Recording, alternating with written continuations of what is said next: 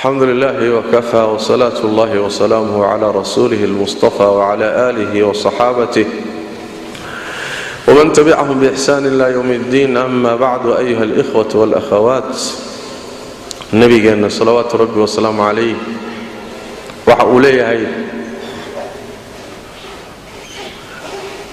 لح الريموت نفتينا دمانا قادا أما إيقا دمانا قادا شنادان ننا يدين دمانا قاضية.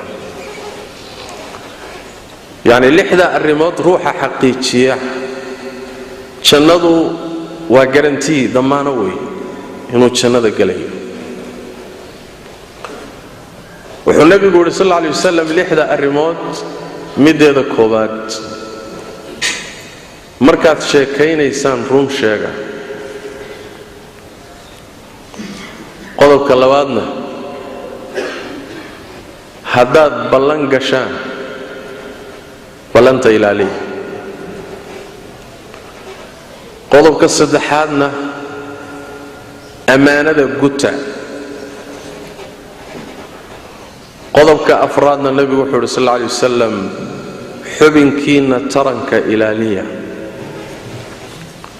qodobka shanaadna nabigu wuxuu yidhi sal alla alay wasalam indhaha xaaraanta ka laaba. qodobka lixaadna nabigu wuxuu yidhi sal alla alay wasalam gacmihiinna celiya oo wixii ilaahay xarimay ka celiya. lixdaa qodob ruuxii xaqiijiya nebi maxamed wuxuu leeyahay jannada anaa u damaano qaadaya salawaatu rabbi wasalaamu calayh. xaqiijintoodii baa marka waxay tahay marbatulfaras, meeshana muhimah. waxa la ballan qaadayo waa waxaan wada raadinaynay waa jannada rabbi tabaaraka wa tacaala. waa wixii cid walba ay ku taamaysay, cid walbana ay higsanayso inay gaadho wey ilaahay jannadiisa iyo ridihiisa iyo naxariistiisa. tani marka asbaabta lagu helo qaar ka mida wey. qodobka koobaad oo nabigu leeyahay sal alla alay wasalam markaad hadlaysaan run sheega. xadiid kale oo cabdillahi ibn mascuud laga warinayo bukhaari iyo muslim ay soo saareen ayaa nabigu wuxuu leeyahay sal alla alay wasalam runtu ruuxa wanaagay ku hanuunisaa. mar haddaad runlow tahay runtu waxay kuu jiidaysaa wanaag iyo biri iyo wax wanaagsan. waxa wanaagsanna wuxuu kuu jiidayaa allah jannadiisa.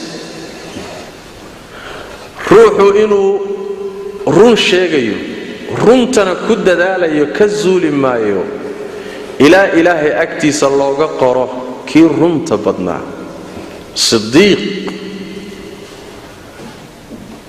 saas daraaddeed runtu waa waxyaalaha jannada waajibiyey ka mid tahay oo sabab u noqon kara ruuxu inuu janno galo cadaabna ka fogaado.